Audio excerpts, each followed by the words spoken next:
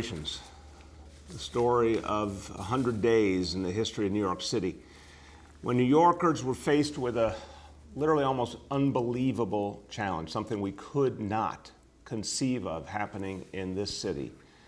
And when it did, New Yorkers found a way to fight back. It was asking so much of the people of this city to change their lives fundamentally and change them quickly, and yet you did it.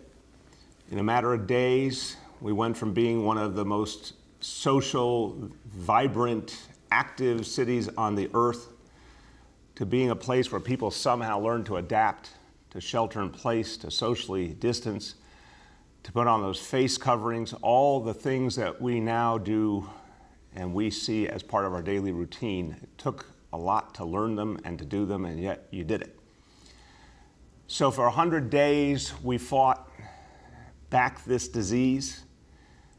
In the middle of that, it looked like it might surge beyond anything we could possibly imagine. And yet, because of what you did, the disease was stopped and then pushed back. We've got a long way to go in this city, and we have to be very, very careful of the danger of this disease resurging, the danger of the boomerang, the danger we're seeing playing out right now in states in this country that tragically, I think, moved too fast without the right precautions. And we're seeing people suffer and we're seeing people die because of that. Here in this city, we have resolved to do this the smart way, the careful way. The results each day speak for themselves, what you have achieved and how we're going to sustain it. And now another mission, to restart this city, to bring people's livelihoods back, to help folks who don't have money right now for food or rent or medicine to get their jobs back so we can all move forward and be the greatest city in the world. So we now start phase one, and it's not easy. It's also the great unknown, and yet the news I have for you today is overwhelmingly good news about how New Yorkers have found a way to make phase one work. It's initial. We know a lot of people are still watching and waiting. Certainly not everyone who could have come back to work has come back to work. Not every business that could have been open by now is. But we're seeing more and more businesses reopening, more and more people coming back to work, more and more people deciding that they can make it work and make it work safely. One of the ways that we judge what's going on is by the heartbeat of this city, and that's mass transit. Our subways, our buses. This is the greatest mass transit city in America, one of the great mass transit cities in the world. And we know that mass transit has struggled in the middle of this crisis. And people have been concerned, they've been worried, and understandably so. And there's a lot that has been done and a lot more that needs to be done to give people faith that they can come back to mass transit safely. But as per usual, New Yorkers are voting with their feet. New Yorkers are making their own decision and showing the strength and resiliency that we know is so much a part of the core and the life of this city. So subway ridership now, this Wednesday, 2 days ago, up 25% compared to Wednesday the week before. Bus ridership up 23% 2 days ago, Wednesday, compared to the week before. Staten Island ferry ridership up 31%. That's mass transit. Now, people are obviously also coming into the city with trucks, with cars, and we've talked about the fact we understand that will happen in the short term. We look forward to, though, continuing intensely our efforts to reorient the entire city to mass transit, and the announcement that I made a few days ago about more bus service and busways is going to be a big part of how we move forward in the future. But you do need to look at traffic coming into Manhattan as a measure of people's willingness to come back to work and to reopen businesses. East River bridges, an increase of 17% over the course of a week. Harlem River bridges, an increase in 14%. Working people are coming back to work. Most importantly, we must make sure it's done safely. We must protect their health. The social distancing standards are crucial. So on our own ferries, Staten Island Ferry, you're going to see that social distancing. You're going to see it marked to show people where to sit, where not to sit. The face coverings are being given out for free at the ferries, at the subways, at the buses. We're working closely, whether it's our own efforts to make sure people are safe in the transportation run by the City of New York or with the MTA run by the state. We're working closely together to keep these really foundational concepts moving, that we have to constantly give out those face coverings, constantly educate people, constantly help show people the safe way to do things. Now, I ask every New Yorker, because this has always been a participatory reality. We got safer and healthier because of what you did. Keep doing it. When you're out in public, observe those standards and help others too as well. Now, our job is to help working people get back to work. Our job is to keep working people safe and healthy. Our job is to help businesses back on their feet. And we know that's particularly true with small businesses. They've borne the brunt of this crisis. They are the heart and soul of our neighborhoods. We have to do special things to help small businesses. Small businesses, mom and pop stores, multi-generational stores make New York, New York. They are who we are, and we have to protect them and help them. Here to tell you about our efforts as we begin phase one of this restart, our Commissioner for Small Business Services, Janelle Dorris. Thank you, sir. The Department of Small Business Services helps unlock economic potential and create economic security for all New Yorkers by connecting New Yorkers to good jobs, creating stronger businesses, and building thriving neighborhoods across the 5 boroughs. Aside from supporting the small business community with access to financing, technical assistance programs, and training, we also oversee the city's 18 Workforce One centers. Annually, we serve over 1,000 New Yorkers, connecting them to training, high-quality jobs and careers, 100,000 New Yorkers. We are currently working with over 300 employers to source 4,000 essential workers during this crisis. We've partnered with the Food Czar team to establish a workforce development program that is specifically targeted toward essential businesses, including grocers.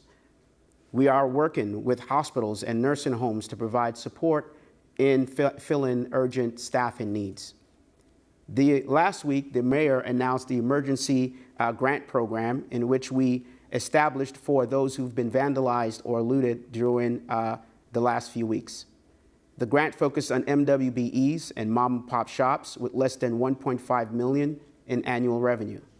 This fund had initial $500,000 investment from Somos Care Organization and the Mayor's Fund to provide grants up to $10,000 per eligible business. Today, we are announcing a new partner in this effort. Signature Bank has contributed another $750,000 to help 75 businesses, bring our total now to $1.25 million for grants. This will help at least 125 impacted businesses in all 5 boroughs, with recovery, including repairs, security systems, locks, and more. Thank you, Signature Bank, and thanks to the Mayor's Fund for your commitment to small businesses. Throughout the pandemic and since phase 1 reopening, I have visited businesses in every borough. I was in Staten Island yesterday, and I'm heading out to the Bronx again today. We know that New York City means business, and our small businesses are tough, resilient, and are looking forward to coming back. I've heard firsthand there is real optimism out there, a real sense of it. Yet we understand that the challenges of reopening for some of our small businesses are real. SBS has rolled out resources to help small businesses during this time to recover and to reopen. From the onset of the pandemic, we quickly launched several resources to help reopen small businesses and provide the necessary guidance and support they need. Our first job was to educate and help our small businesses understand the reopening process and get them ready to come back. As of today, we've launched educational webinars and trainings. We have connected small businesses to over $65 million in financial assistance. Our hotline has received over 6,000 calls so far for reopening guidance, financial assistance, and PPE. 334,000 guidance documents have been distributed to businesses. We are translating that into also 10 languages.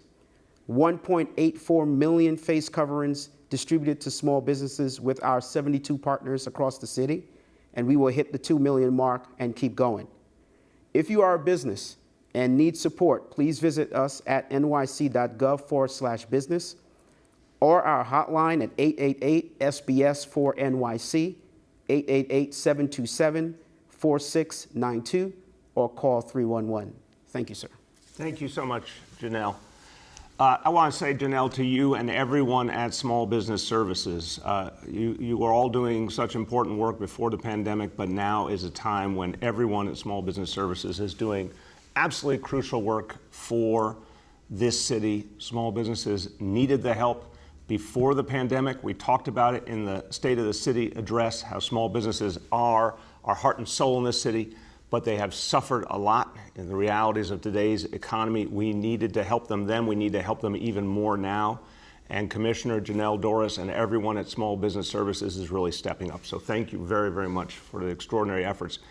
And I want to thank all of the city agencies that are doing the work this week to help businesses back on their feet, help them get the answers they need, help them move forward. There's been a huge amount of work done by the Buildings Department, Department of Consumer and Worker Protection. So many agencies are playing a role in this restart. And I want to give you a fact that I think is quite striking. You know, we said a few days ago, the goal would be for city agencies to go out and educate, help make sure small businesses knew, and all businesses knew what they needed to get started, help make sure it was safe and healthy, get them those free face coverings, but obviously to make sure that the rules are being followed.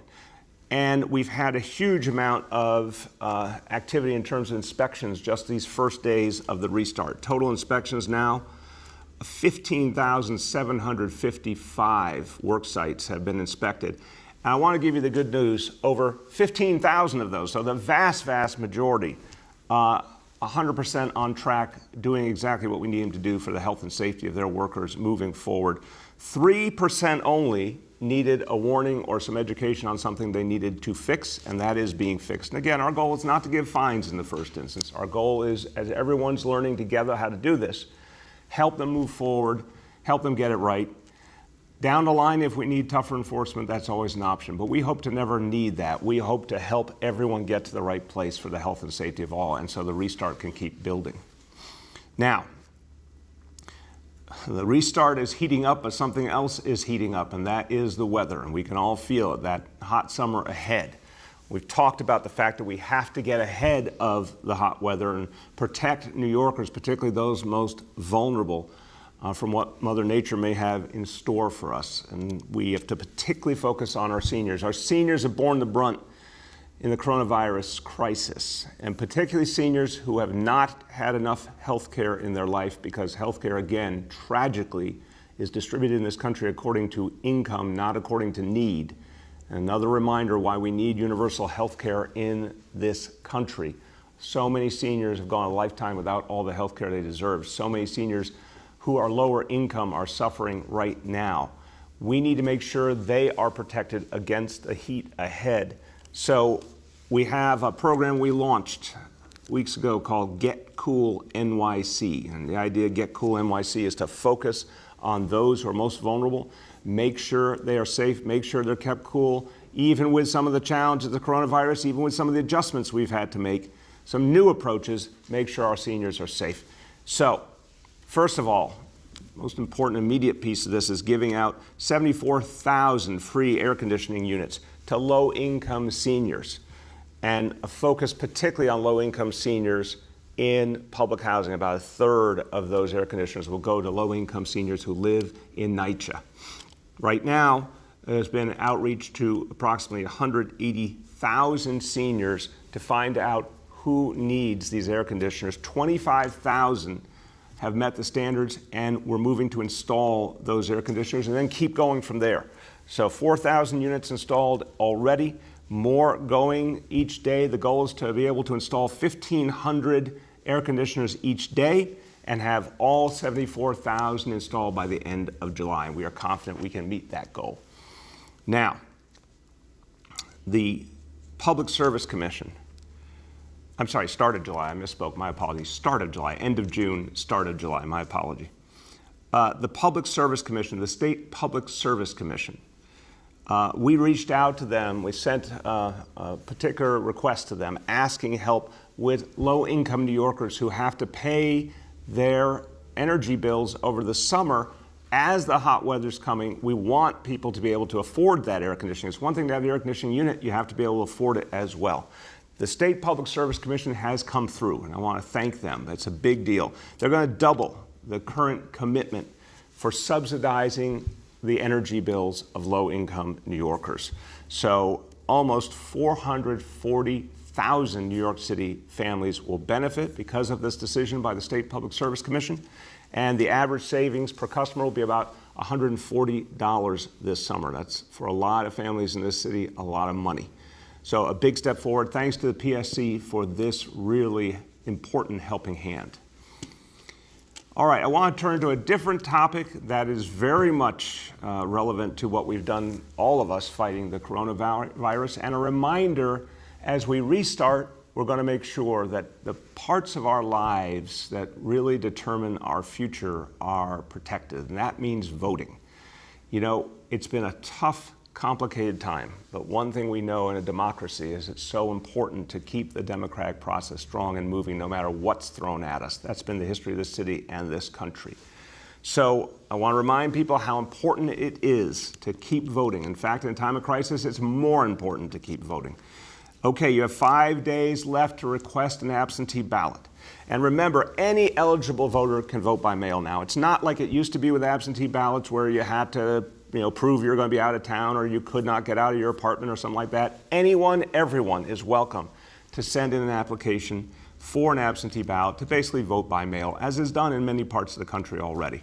So you have until next Tuesday to submit that request. To get an application, you go to nycabsentee.com or call 866-VOTE-NYC, 866-VOTE-NYC.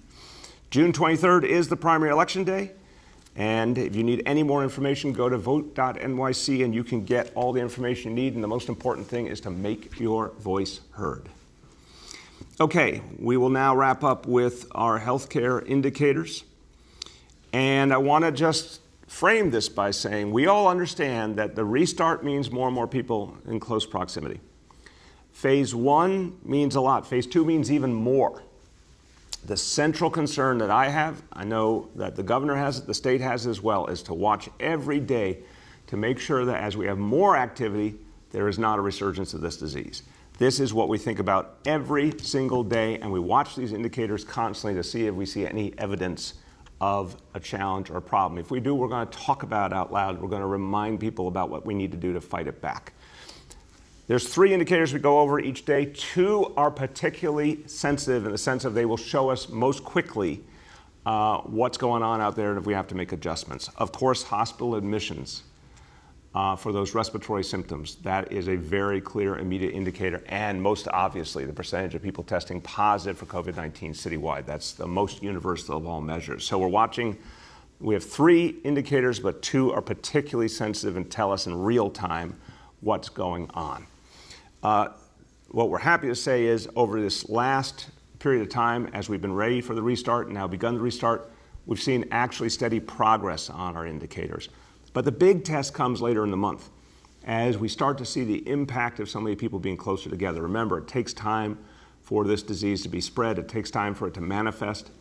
We're not going to see it instantly. If there is a resurgence, we would see it in the second half of the month.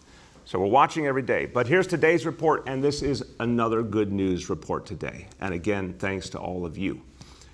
Indicator number 1, daily number of people admitted to hospitals for suspected COVID-19. Again, threshold of 200. Today's report, 70 patients. And I'm going to note, and we'll talk about this further, that the more research we do, the more we're finding a lot of those patients, thank God, are not COVID patients, even if they present with COVID-like symptoms. So we'll keep giving more and more information on that going forward. But overall, that number 70, well within our threshold.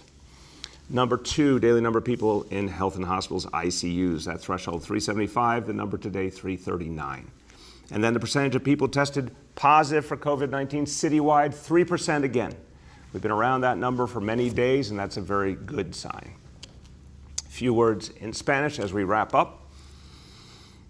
Gracias a los neoyorquinos, hemos visto buenas señales en esta primera semana de reinicio.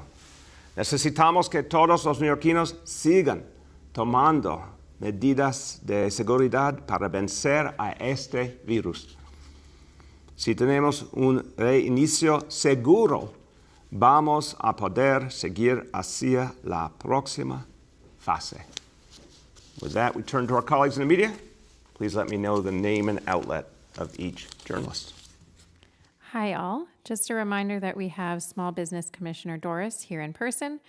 And on the phone, we have Deputy Mayor Bean, President and CEO of Health and Hospitals, Dr. Katz, Emergency Management Commissioner Criswell, Senior Advisor, Dr. Varma, Deputy Commissioner for Traffic Management and Planning, Beaton, and Senior Advisor and General Counsel for Democracy NYC, Wood. With that, I will start with Samantha from 1010 Wins.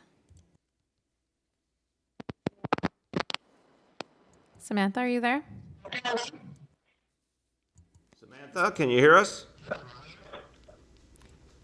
Samantha, we'll circle back. Wait, try one more time. Samantha, can you hear us? I want to just encourage to all our colleagues in the media, please, if you can call from a hard line, please do, or if you can make sure you're in good cell range, it really, really helps all of us. But Samantha, one more time, can you hear us? All right, we'll come back to Samantha. All right, next we'll go to Yoav from the city. Hi, everyone. I wanted to ask about the selection of James Johnson to lead the independent review of potential NYPD misconduct in responding to the protest. In his role as Corp Counsel, if there are lawsuits filed against the NYPD, he would be the official to lead Corp Counsel, the law department, in defending the city against those lawsuits. So how can he possibly do an independent review without a conflict of interest? You know, why would he point to potential misconduct that he then, in his role as Corp Counsel, would have to defend the NYPD against? Yoav, I appreciate the question. Obviously, in making the selection, I was familiar with the role the law department plays, but I'm also familiar with Jim Johnson and his history. He has done independent reviews related to civil rights and law enforcement, and previously he has worked within law enforcement. He has worked monitoring government. He's done a lot of different things that make him powerfully suited to this role. I have no doubt he can maintain his independence and set whatever appropriate boundaries. But constantly remember that it is also the Department of Investigation and Commissioner Margaret Garnett that will be doing their review, and I have no doubt about the independence of that review as well. So I think we are bringing in capacity from two leaders who as individuals bring so much to the table, two departments that bring a lot to the table. I want the whole truth. Yoav, I've made very clear to both of them, go wherever the facts lead. I am not worried about any question of liability. I want the truth, and they both understand that, and I'm convinced that they are well suited to get us the truth. Thanks. Just to follow up, you addressed kind of the independence aspect of it, but not the inherent conflict of interest there. Why would, as an investigator, why would he point to potential failings of an agency that he then is responsible for protecting in court? And just to add a little bit to that, is the OIG NYPD also involved in this investigation? Yeah, you can talk to Department of Investigation about how they are going to structure it, but absolutely the IG for the NYPD will be involved. And again, I'm just convinced, knowing Jim Johnson, knowing his history, understanding what he brings to the table, it's so important from my point of view, for the people of this city, for him to be involved in finding out what the truth is. Again, the conflict exists if there's any desire not to portray the truth and act on it. Again, we want the whole truth, and we're not concerned about the liability issues. We want to figure out what exactly happened and what to do about it. Jim has so much history acting on that very question in other settings, and he's been very, very effective doing it.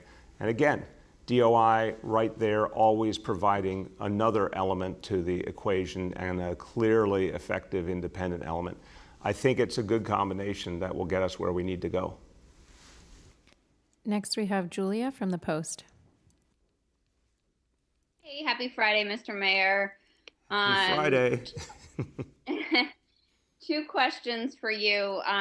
The first one, you praised Chief of Department Terrence Monahan for taking a knee with protesters. Now we have NYPD Lieutenant Robert Catani, who wrote that he regrets his, quote, horrible decision to give into a crowd of protester demands and perform the symbolic pose.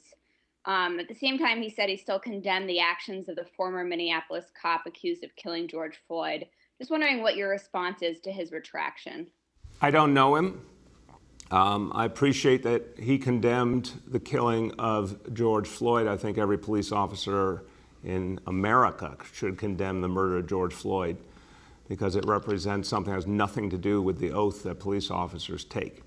I don't know the lieutenant, but what I do know is the chief of department, Terry Monahan, did something really important, not just for New York City, for the whole nation. I mean, let's be clear, Terry Monahan is the highest ranking uniform officer in the largest, most prestigious police force in the United States of America. He chose to take a knee after making a very powerful speech, and anyone who hasn't heard it should listen to it, talking about how we New Yorkers are all in this together, we need to solve our problems together, and there's no police who should ever accept the kind of thing that happened in Minnesota. And he took the knee to show people that he respected and heard their voices. And the crowd responded in kind at that point and dispersed what was a tense situation. So I want to give a lot of respect to Terry Monahan for what he did. I don't know the lieutenant. I don't know what he feels, but I want to go back to the beginning of your question. The person who is the highest ranking member of this department did something I think very important for this city, and I commend him for it. Great, thanks. And then my second question is on a different topic. One of my colleagues asked last week whether you'd seen any uptick in coronavirus cases or hospitalizations since the protests started. And now I believe it's been over 2 weeks. You said it would take a few more days to determine that. Now that it's been several days, have you seen any evidence of a spike? I know one publication mentioned a 3-day rise in hospitalizations. And if you haven't seen any, why do you think that is? Yeah, I don't know. I'll see if Dr. Varma or Dr. Katz want to add. I have not. The fact is, I mean, you just heard the indicators. They've been stable and very much in the range we want them to be. Again, I don't think it's all exactly linear, Julia. How the disease spreads, you know, it doesn't always fit a specific time frame. But the only thing I can offer as a layman is the fact that everything occurred outdoors is important. We know for a fact, you know, exposure is more limited outdoors than indoors. And from what I saw, a whole lot of people were wearing face coverings. And as you know, I went very close to a lot of the protests to see them myself. A lot of people wearing face coverings. That's real important.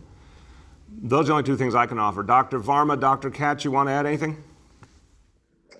Yeah, this is Jay Varma. I would say that we have to continue to be cautious.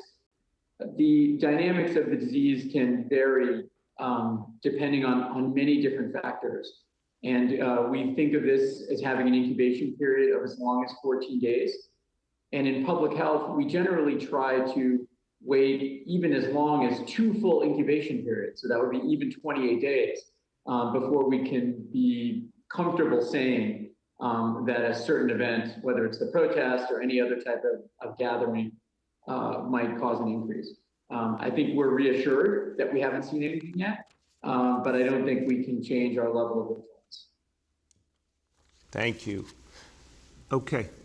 We're going to circle back to Samantha now. Samantha from 1010 Wins. Yes. Hi. Good morning, Mayor. Can you hear me now? Yes, Samantha. How you doing?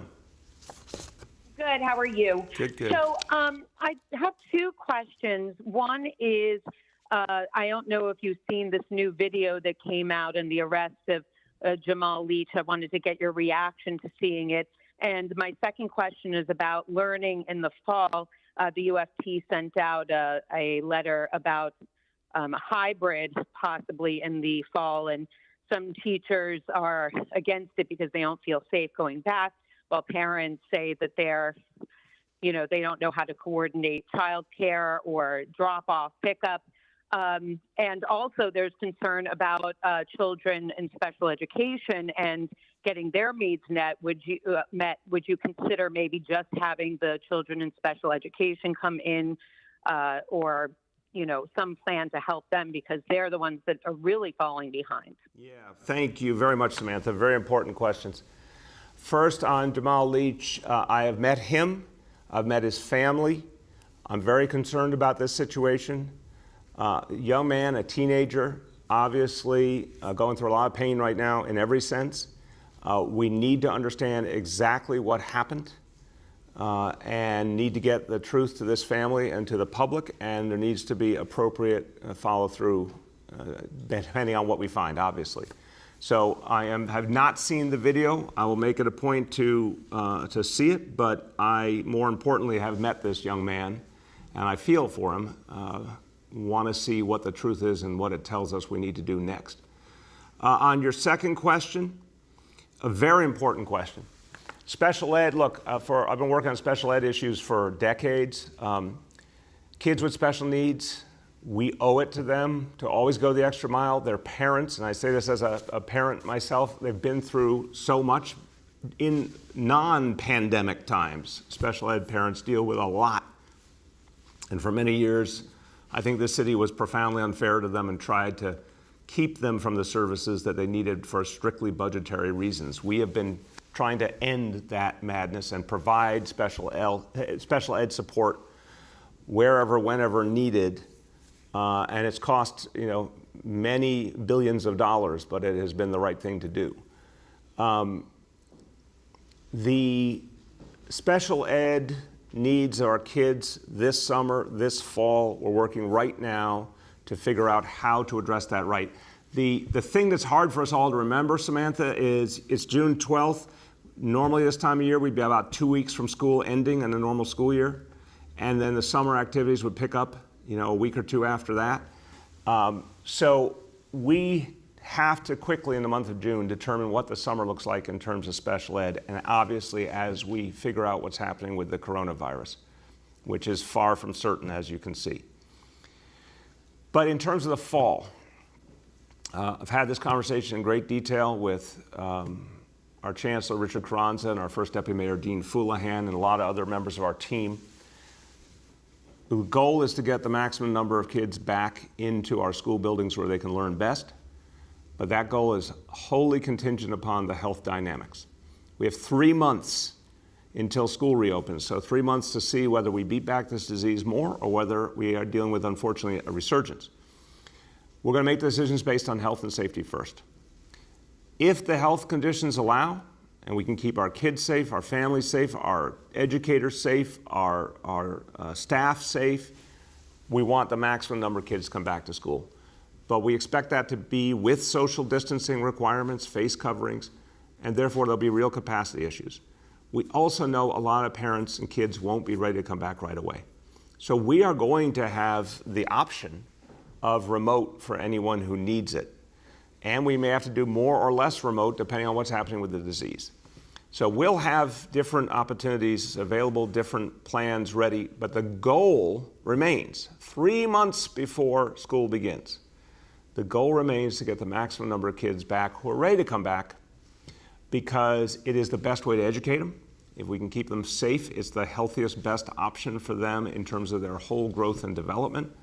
And as you said, there's some parents who are absolutely asking us now to reopen school so they have that option for their kids as they return to work. So we're going to be ready. Depending on the health and safety dynamics, we're unquestionably going to be ready. Next, we have Alice from CBS.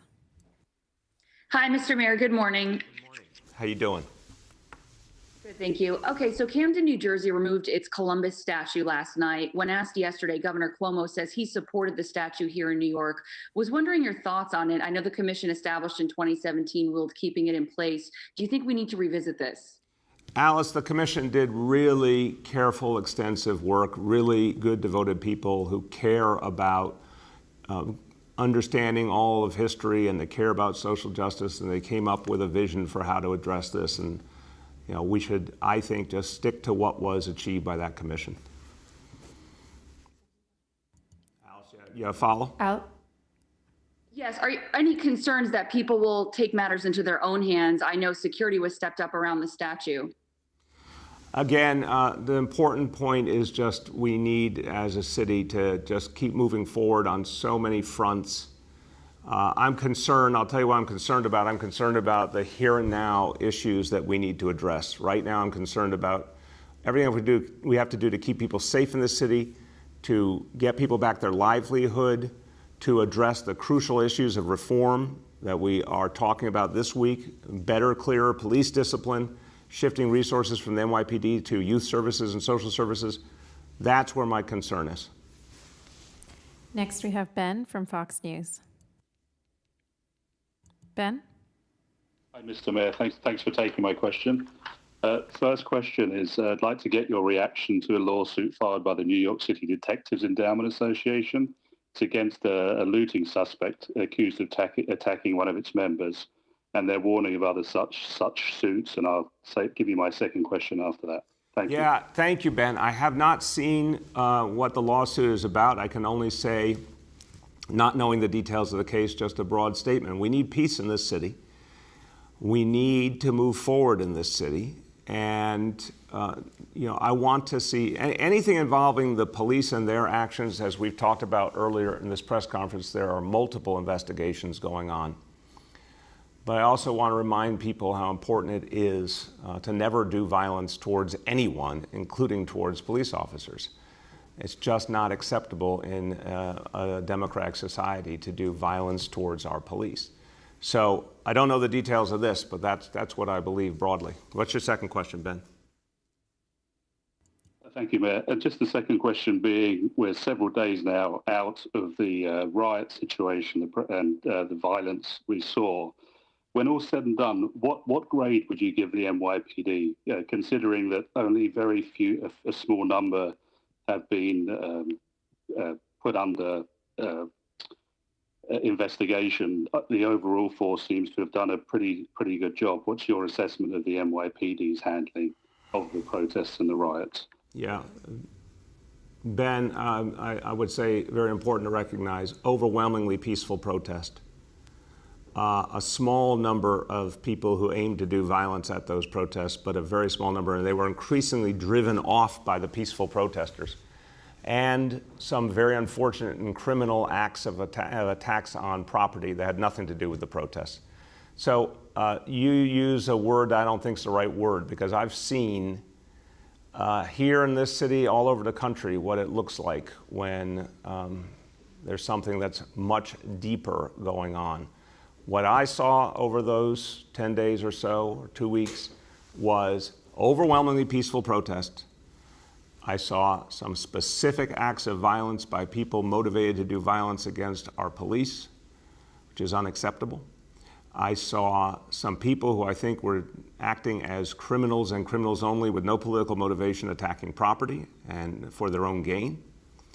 But if you look at the overwhelming number of people who were engaged over those days, they were peaceful protesters. And if you look at the overwhelming number of police officers who were involved in those days, they did their job and they did it with restraint. And we have some officers who did something wrong, and that is now being fully investigated by multiple levels of government. Clearly, some officers are already experiencing the consequences. And I think that process is working, and it needs to be fast and transparent. And because of the law passed in Albany now, we'll be able to do a lot more. But overall, look, I don't give grades. I've never given grades. I will say something about the city of New York and the NYPD and the protesters. We went through an extraordinarily difficult time. But the city held. The peaceful protesters came to the fore. The vast majority of NYPD officers did their job and did it with restraint. We had no one lose their lives, thank God. We had some major injuries, but they were few, thank God. We had a few really bad days in terms of property damage, and then it was stopped cold. We did not bring in the National Guard. We did not use some of the more, I think, oppressive tactics that were used in other cities. That doesn't mean everything was perfect. There's a lot that needs to be assessed and improved. But this city held, this city came through, and now we are turned to the work of reform and renewal, and that's where we need to be. Next, we have Michael from the Daily News. Hey, Mr. Mayor, how you doing? Good, Michael. How you doing, man? I'm doing all right. Couple of questions. Back to Yoav's question about the law department. You said that you're not concerned about the liability. Can you elaborate on that? With the kind of fiscal issues the city's facing now, how can you not be concerned about that at this point? Michael, what it means is the truth is the truth. And obviously, I want to protect the city's finances always. But what I'm trying to say is, some people might put money ahead of truth. I don't. I want to know exactly what happened. I want us to address the issues structurally. If something was done wrong with any individual, we have to do right. If somebody requires discipline or consequences, anybody. By the way, this review is going to look at people on the NYPD, people who were protesting, and particularly those, as I've said, who chose to use violence. We're going to look at the whole picture. So what I'm trying to say is that any concern that somehow, the financial dynamics are more important than the truth, no, it's the other way around. We've got to get to the truth. We've got to go wherever the facts lead us so we can address these much bigger issues. Michael, did you have one more question, if you would? I wanted to ask you about the letters that have been going around from current and former staffers and some of the things, I don't know if I'd call them former allies or allies, people like Jimani and Donovan Richards have said. Do you feel betrayed by some of these things? And how does it, if at all, affect your ability to govern? It doesn't. I respect everyone's opinion. When you're mayor of a city of over 8 million people, you better be able to handle different opinions, strong opinions, criticism, passion, emotion. There are critics who are wrong. There are critics who have real insights. In the political world, sometimes people act like your friend and they're not. Sometimes people surprise you in terms of really being an ally when you didn't expect it. There's all sorts of things that happen, Michael. But to me, the bottom line is this. It's been a very difficult few weeks, a lot of passions, a lot of deep feeling, a lot of strong views. I don't take any of it lightly. I value and respect people's views. But I think anyone who questions the ability of this city government to do what we're here to do, and my ability as mayor to use all the tools of city government, even in a time of crisis, doesn't really understand the reality of New York City. We have kept going. This city has gone through so much over the years. This city has stayed strong during this crisis, the coronavirus, over 100 days. We had a really difficult few weeks, but we fared a lot better than many cities in this country. You threw those, we're the epicenter of the virus. I want to remind you, Michael, I'm not saying this because you don't know, I was saying it to make the point clear. Other cities went through the challenges the last few weeks in terms of protest and addressing these horrible age-old issues of structural racism. And a lot of them used much harsher tactics. A lot of them saw much more violence. This city that was already the epicenter of the coronavirus in this country also went through that. And notwithstanding some very painful moments and some things we need to do better, this city came through very strong. And we are poised to now make profound changes and reforms. I'm really pleased with what the legislature has done. We're going to do a lot of great work with the city council. We're going to do a lot of great work immediately in our budget. So I'm quite clear, quite confident about what I can achieve over the next year and a half, what the city government can achieve. And folks who misunderstand the power of the mayoralty and the strength of the city government in New York City really need to get a little more informed. This is the strongest mayoralty in the country in every sense, and the strongest city in the country in every sense. And we can persevere through all sorts of challenges, and we will. So I'm quite confident in what we can do in the next year and a half. Next, we have Matt Chase from Newsday. Hey, good morning, Mr. Mayor. Hey, Matt. Two questions. Hey, sir. Will you vet the restaurant recipients of the grants that you announced yesterday for health department inspection and wage complaints? And I'll ask my second question after. I will start. It's a good question, Matt. Appreciate it. I will start and I'll turn to Commissioner Janelle Dorris, but just starting to say this. The crucial thing in everything we do is, of course, absolutely want fairness for working people, absolutely want health standards complied with. And we also have to recognize at the same time that we are talking about community-based small businesses that really must survive for the good of their communities. And there's such fear, and I've talked to a lot of elected officials about this, there's such fear about communities losing their heart and soul, which are these mom and pop stores, these multi-generational businesses, these restaurants that are gathering places. And you know, we're not talking about gentrification a whole lot now, and I don't blame anyone over the last 100 days, but came up last night, we had a really powerful, I did a conference call with faith leaders, and one of the leaders from Central Brooklyn, and I want to shout her out because I found her words profound, Sister Majida Salam, talked about the impact of gentrification on Central Brooklyn and how long before the protests or the coronavirus, there were profound senses of injustice as people saw gentrifiers come in and seemingly be favored over people who had been in the neighborhood for generations and had struggled through the tough times.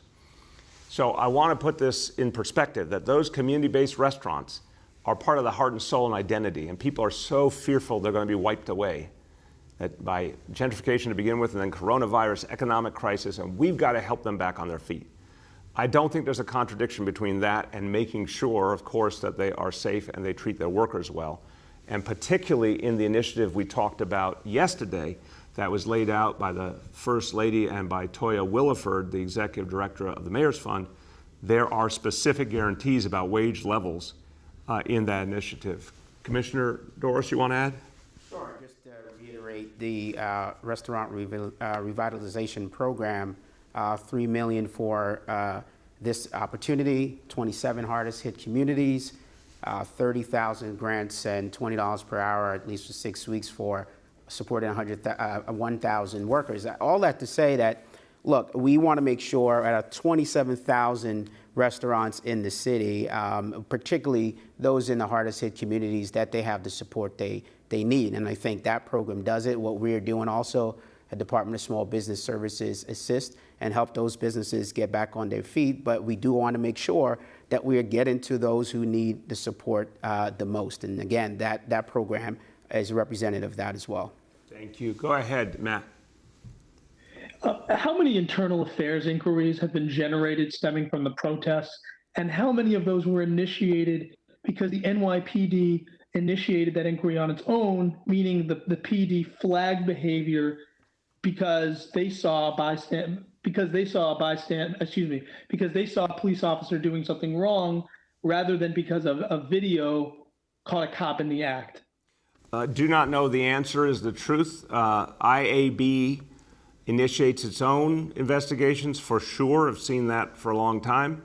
It also initiates investigations because civilians make complaints.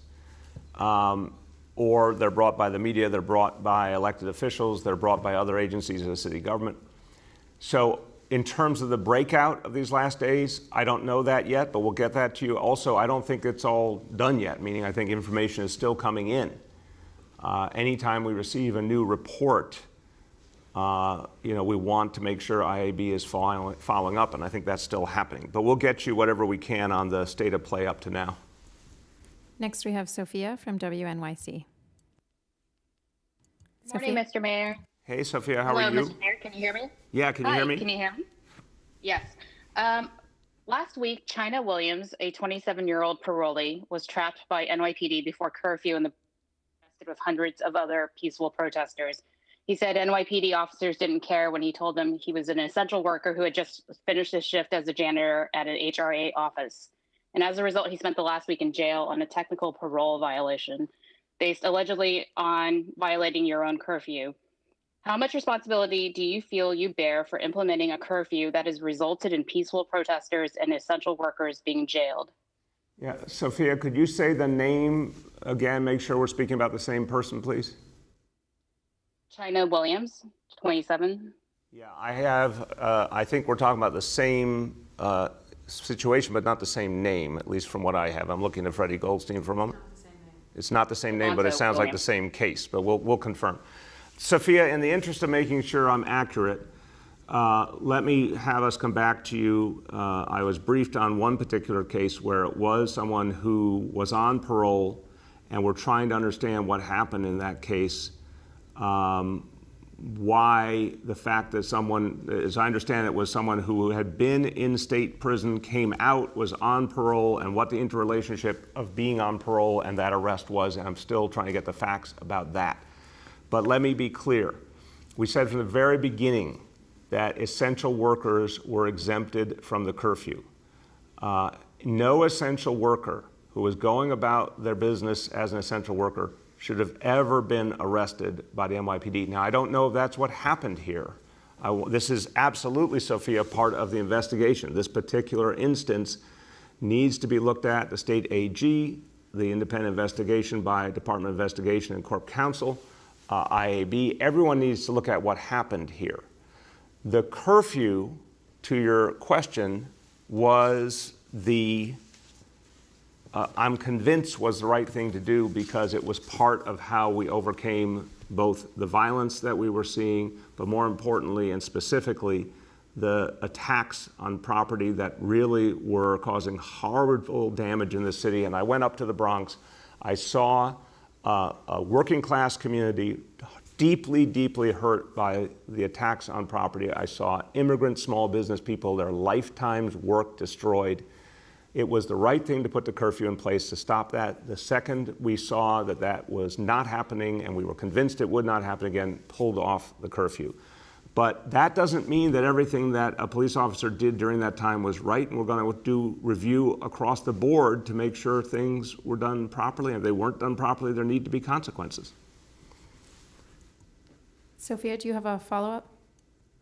I do, and this is about day camps. The state has cleared day camps to open on June 29th, but many camps here in New York City that need permits from the Parks Department say they haven't gotten them yet. Will the Parks Department issue permits to camps, and when can we expect that? It's an important question, Sophia. I got to get an update on that. Again, our conditions here in the city are the most complex in the whole state, and I have to see what the executive order says specifically, what conditions it sets, what amount of local discretion it sets. So it's a very important issue. I know a lot of people want to see them get up and running, but we have to do it safely. So this is one that I can come back to you on, or our team will come back to you on later on today. Last two for today. Next we have Deborah Lee from Manhattan Times and Bronx Free Press. Hey, good morning, everyone. Can you hear us, Deborah Lee? Deborah Lee. I can. Can you hear me? There you go. Yep. Good. I'm here? Yep, you're Excellent. good. Good morning to all. Terrific. Mr. Mayor, I wanted to ask you about some concerns that advocates and undocumented immigrants are having as the city continues to move deeper into its reopening. A lot of them are feeling like they're being left behind, and I wanted you to speak specifically to whether the Race Equity Forum and the panel has been actually, developing specific policies and measures that speak to their concerns. You've got rent, the moratorium coming up. You've got a lot of issues, particularly with restaurant workers that you mentioned yesterday, that affect undocumented immigrants, and many of them are not hearing that the city is planning for their return to the regular strictures of life. Well, Deborah Lee, it's a very, very important question.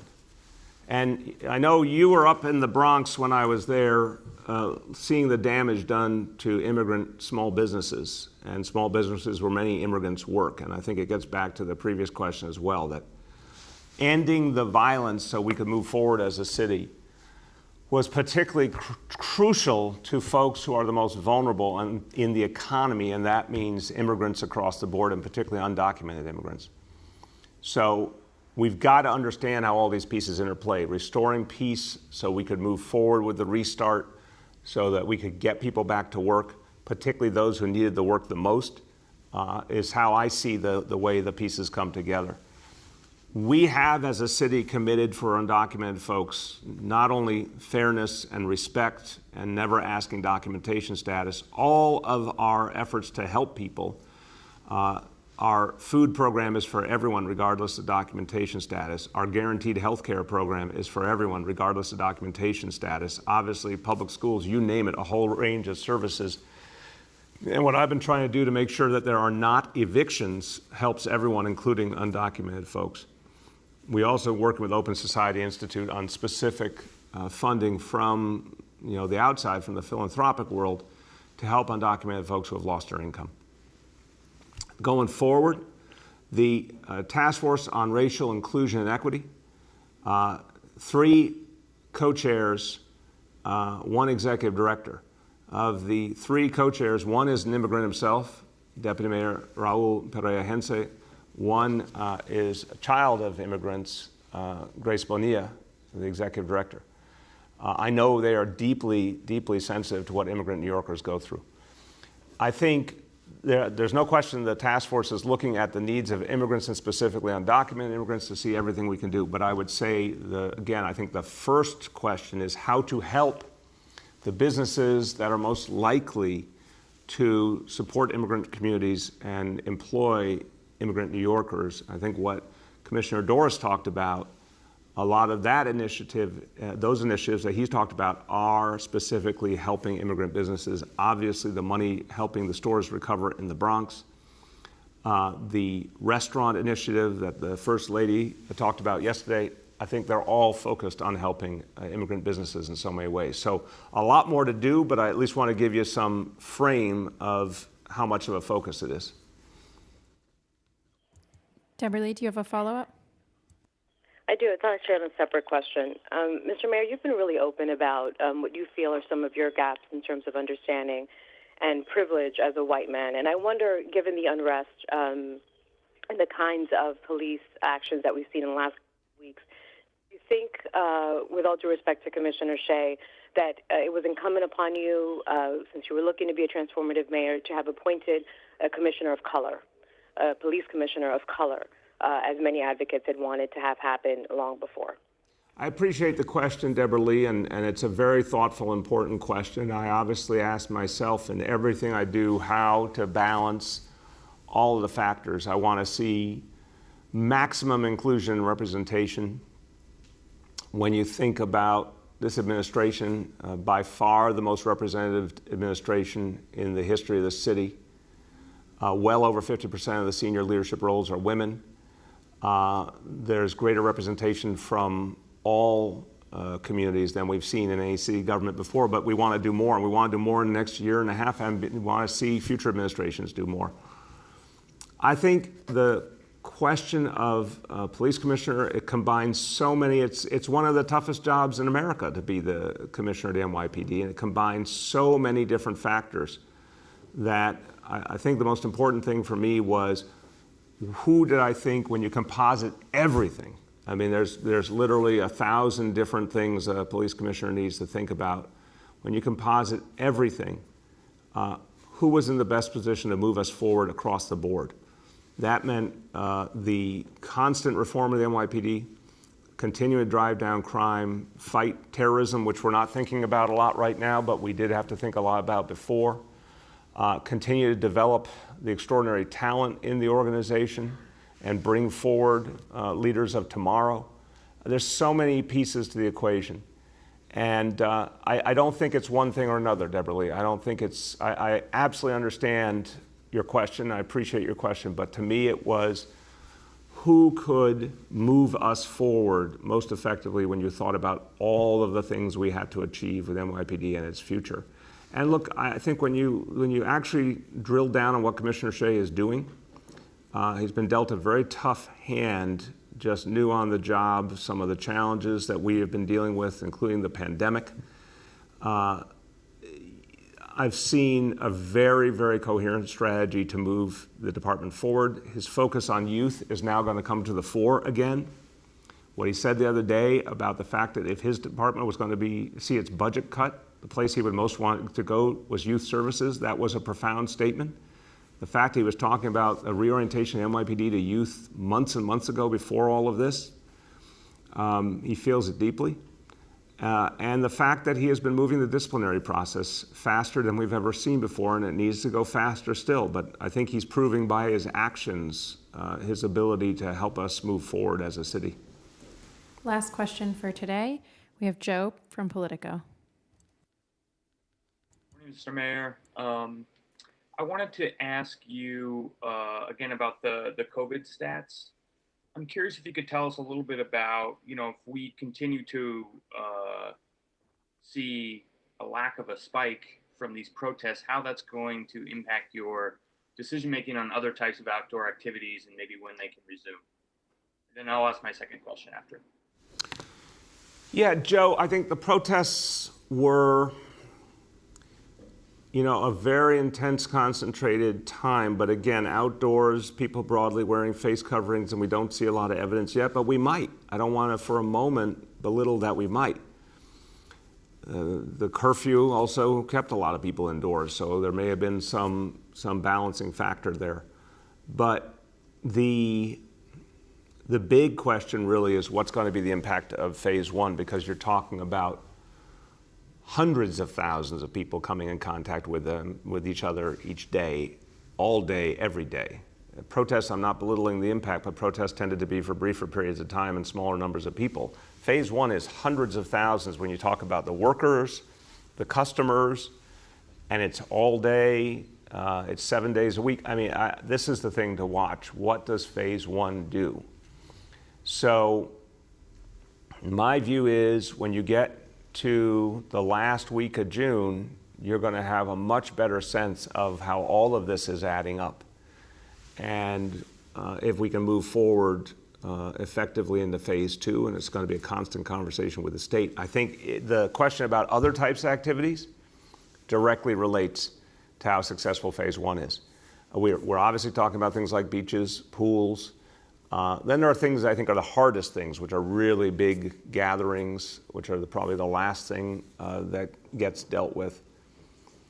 But I think the thing for everyone to remember is we're watching these daily indicators because they're going to tell us step by step, are we making the right move and is it holding? Or do we need to pause for more information? Or do we ever need to, in fact, take a step back to keep things safe? It's just going to be an everyday thing. But I like what I see so far. All of that qualification notwithstanding, Joe, I really like what I see so far. I'm knocking wood as I say it. Go ahead. What's your next question? And then I wanted to go back to the idea of the Corp Counsel as the independent investigator. I'm wondering if you could tell me a little bit about the thought process where, despite your confidence in Jim, that there's even the appearance of a conflict, which I think is baked into the structure of this arrangement. And, were you concerned in making this decision that it could undermine the results and people won't accept them and you'll generate a whole other round of outrage and conflict? No, I really am not, Joe. Of course, I understand the role of Corp Counsel, but I don't blame anyone in the media who asked these questions, and I think it is inherent to the media persona and the character of people in the media to ask that kind of question. I respectfully submit that I don't think it's how everyday New Yorkers think. I think everyday New Yorkers, when to the extent anyone stops to look at the work that is done in this review, they're going to look at who is Jim Johnson. What has he done? What is he about? What has his life been about? Is he an honest broker? There's not a question in my mind that he is literally perfectly suited to help figure out what happened and what needs to change. And Margaret Garnett as well has an extraordinary history, and everyone understands the independence of DOI. So I have not a question in my mind that they're going to get to the truth. They're going to fearlessly, honestly get to the truth. And it's not about whether the truth is convenient or not. We need the full truth, and we need to figure out what we have to do about it. And I don't project negativity or defeat. I see the positive opportunity to have two highly, highly effective and respected public servants tell us what is there to know so we can act on it. And I think people want to move forward. Another thing I always find about the people of the city is not only are they resilient, they want to move forward. They want to address the issues. But most importantly, like, investigate, learn, act, move forward. And that's what we're going to do. So I'll conclude now with just a quick thought. And it's just to take your mind back to those weeks in March where the disease was surging. Remember that shock of how fast it was moving. Remember I told you about Sunday, April 5th. I kept talking about in the days leading up that we literally believed those next days after were going to be a horrible time of the growth of the disease and that our hospital system would be threatened. And yet, New Yorkers did the right thing just in time. Our hospitals held. We managed to fight the disease back at the most critical moment. It's a really heroic story, and you're the protagonists of this story. You made it happen. Now we have an opportunity to do something on a grand scale to bring this city back, to get people back their livelihoods, to give people hope through action. But it remains the responsibility of all of us to stick to the things that have worked. And I want to tell you, every time you put on that face covering, and when it's hot, that's really not a fun thing to do, I know. And every time you stay indoors when you'd rather be outside, and every time you try and work on staying 6 feet away from someone, it actually adds up, which is why we are now in phase 1 and why phase 1 is working. Let's keep it going, because that's how we get to phase 2 and everything thereafter, and a much better time for this city. Thank you, everybody.